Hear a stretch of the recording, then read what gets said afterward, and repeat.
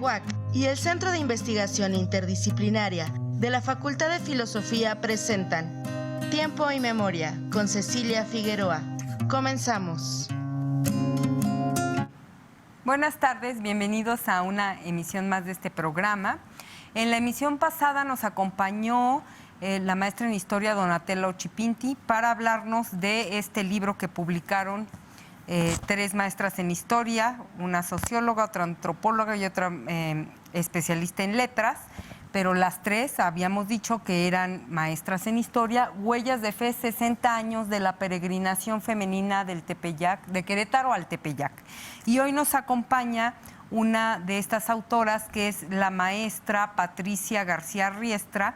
Ella tiene dos apartados o capítulos, porque ella es una historiadora que se ha especializado en gastronomía y entonces nos habla de todo lo que gira en torno a la comida y al simbolismo en esta peregrinación de Querétaro al Tepeyac, pero también nos habla de los antecedentes históricos de la peregrinación de Querétaro al Tepeyac, pero también de la imagen de la Virgen en el estado de Querétaro, y empieza hablándonos de los documentos que hablan de estas apariciones de la Virgen de Guadalupe, pero sin más la presento. Pati, muchas gracias por acompañarnos. Muchas gracias, Ceci. Gracias por estar aquí. Bueno, primero háblanos de este capítulo de los antecedentes históricos, porque si eres antiaparicionista, evidentemente no conoces esta fuente, que es escrita por un indio ilustrado, de esos a los que metieron a un convento y les enseñaron español y les enseñaron latín,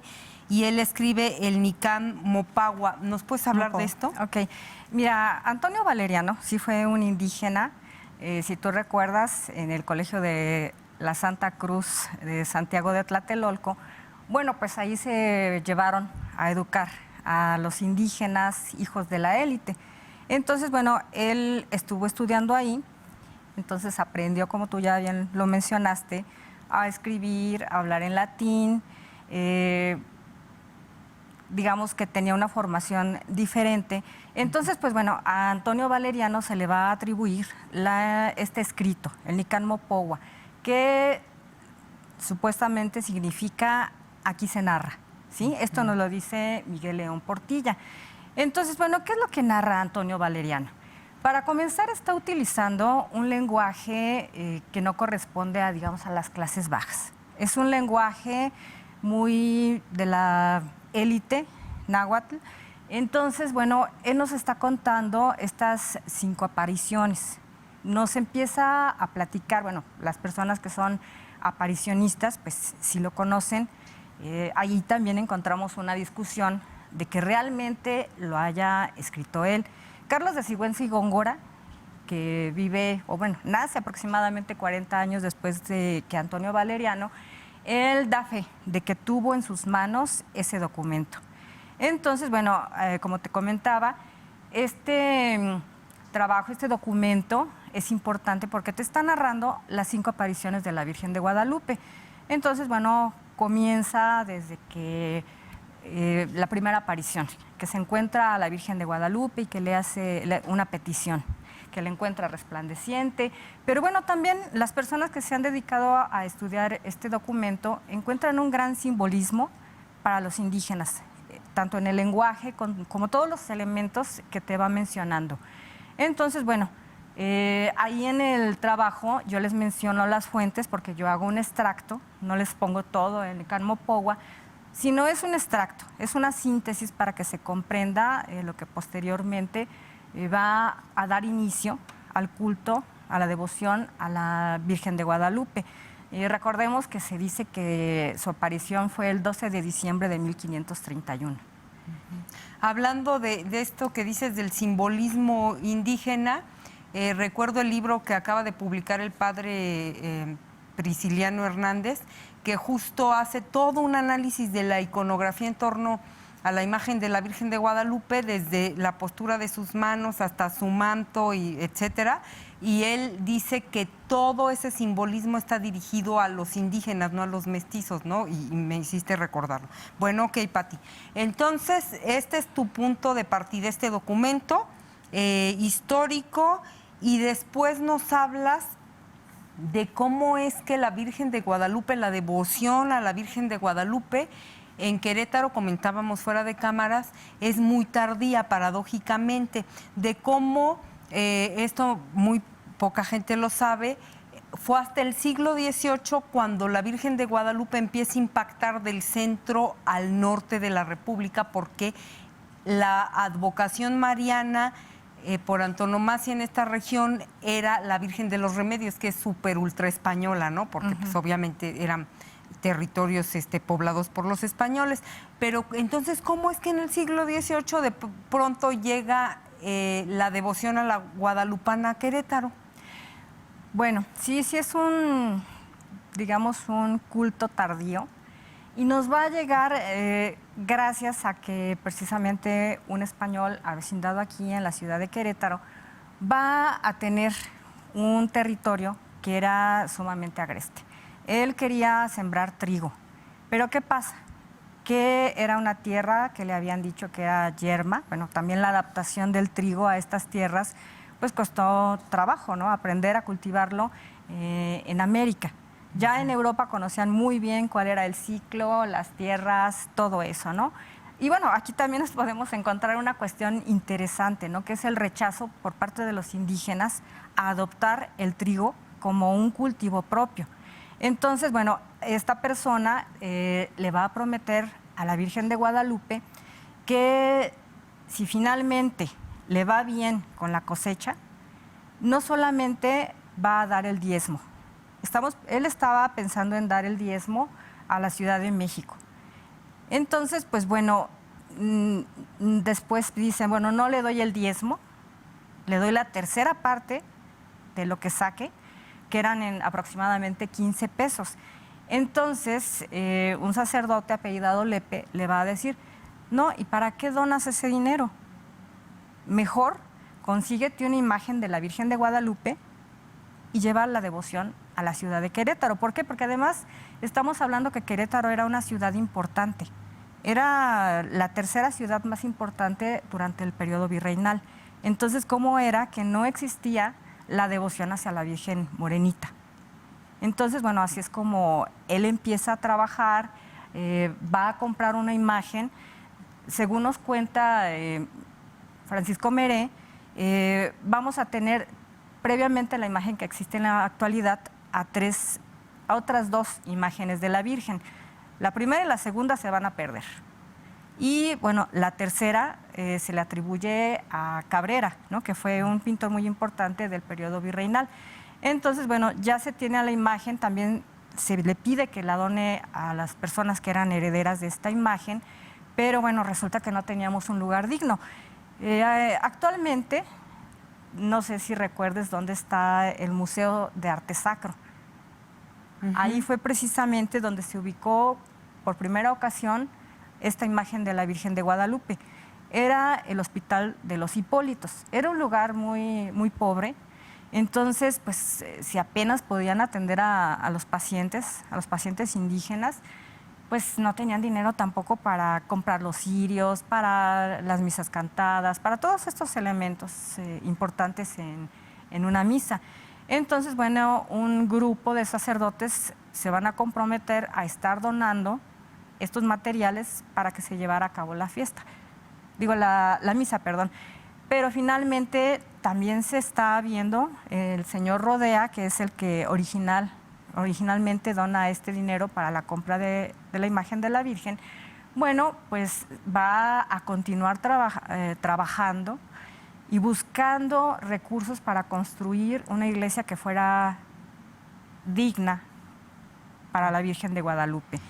El Museo de Arte Sacro está en la calle de Allende entre Madero y 16 de septiembre, ¿verdad? Exactamente. Okay. Ahí es el primer lugar. Y para nuestra audiencia, nada más para recordarles que el diezmo era el 10% que estaban obligados a pagar todos los feligreses a la Iglesia Católica por los ingresos que recibían, ¿verdad? Por eso de ahí lo de diezmo.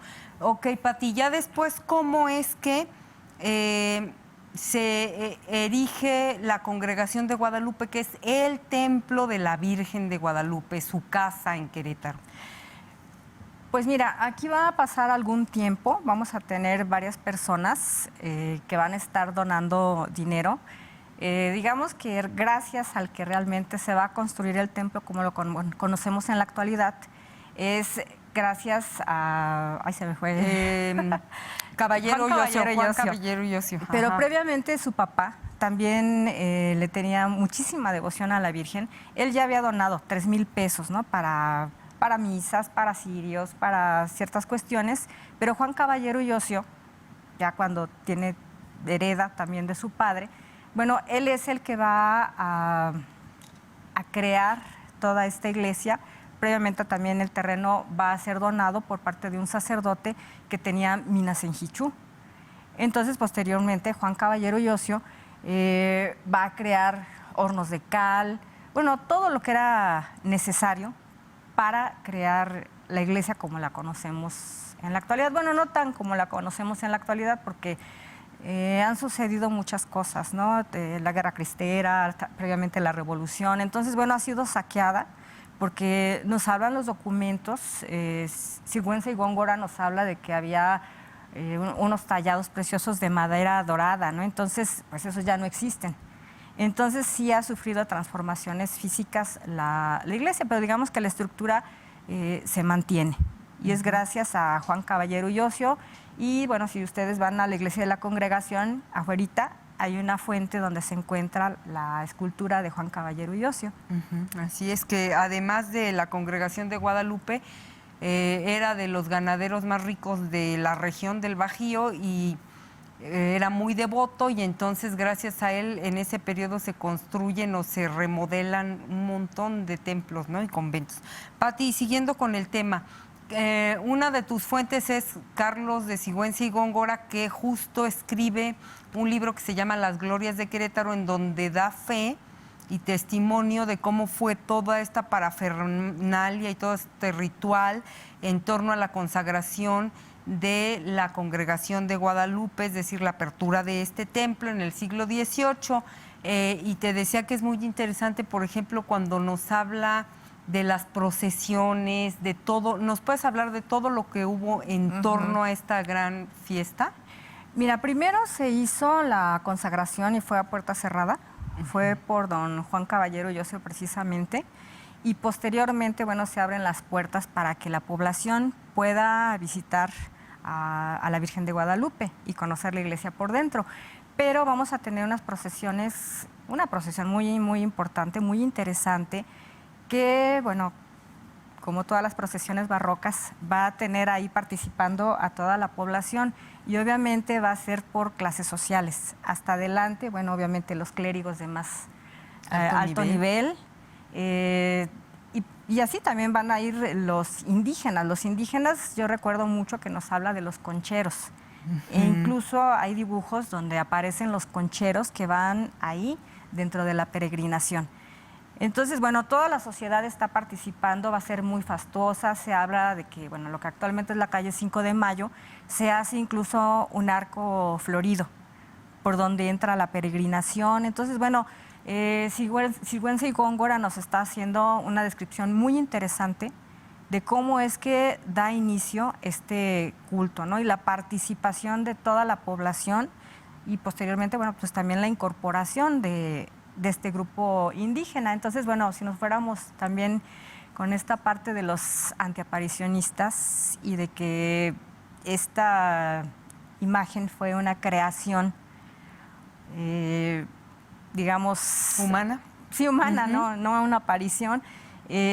También nosotras hemos platicado, Donatella, Fátima y yo, de que seguramente ya previamente existían peregrinaciones de Querétaro al Tepeyac. Pero a Tonantzin. A Tonantzin, y no estaban institucionalizadas, ¿no? Entonces, bueno. Qué interesante. Y hablando de esta peregrinación, ya la peregrinación de Querétaro al Tepeyac para ir a ver a la Virgen de Guadalupe, me decías, y aquí lo narras, que fue para el caso de las mujeres un poco tortuoso porque, pues obviamente, bueno, digo obviamente por la época, ¿no? obviamente todo lo que hacían las mujeres era mal visto, estaba mal, no servía, estaba prohibido. ¿Nos puedes hablar de cómo es que las mujeres se insertan en esta peregrinación y cómo luego las relegan? Mira, a finales del siglo XIX se va a crear el obispado queretano, no existía. Nosotros no teníamos un obispado, dependíamos de la provincia de San Pedro y San Pablo de Michoacán. Entonces, bueno, se crea el obispado, estamos hablando finales del siglo XIX, para 1882 nos llega el ferrocarril central. Entonces, en el año de 1886, si no mal recuerdo, el obispo está proponiéndole a la población de que se haga una peregrinación a la Ciudad de México, pero no era a pie, era en el ferrocarril, así en la modernidad. Nos vamos en el ferrocarril, después de que se le había dicho la máquina de Satanás y que se le asustaba a la gente y se le decía, si tú te subes al ferrocarril directamente te va a llevar al infierno. Bueno, ahora este tercer obispo está promoviendo que se use el ferrocarril y te encuentras en la sombra de Arteaga de que se habla de que partieron 9 ferrocarriles de las 3 clases que había, que estaban repletos. Sin embargo, bueno, no todas las personas podían pagar el costo del ferrocarril, entonces muchas hicieron la peregrinación a pie o se fueron en el ferrocarril y se regresaron caminando, ¿no? Entonces, al parecer de ahí surge esta peregrinación, pero ya institucionalizada, que se empieza a hacer a pie. ¿Qué pasa? Bueno, las mujeres en ese momento no estaba prohibido que peregrinaran, pero 6 años después los mismos hombres le van a pedir al obispo que haga una prohibición de que las mujeres no pueden participar.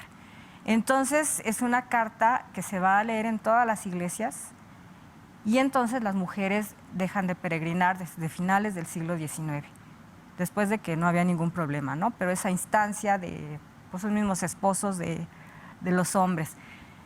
Posteriormente, ya en el siglo XX, por la década de los 30, nuevamente vamos a tener a mujeres que empiezan a peregrinar. Aunque, bueno, he encontrado relatos que narran, no evidencias, pero sí algunos que otro relato donde te mencionan que las mujeres no dejaron de peregrinar, que se iban hasta el final de la columna de los hombres y se iban acompañadas por sus hermanos, por sus esposos, pero bueno, digamos que había una prohibición. Entonces, ya en esta década de los 30, bueno, vamos a empezar que se empieza nuevamente a pugnar para que las mujeres pudieran participar en esta peregrinación. Vamos a tener que primero es la señora Herculana que va a caminar con su hermano Pueblito.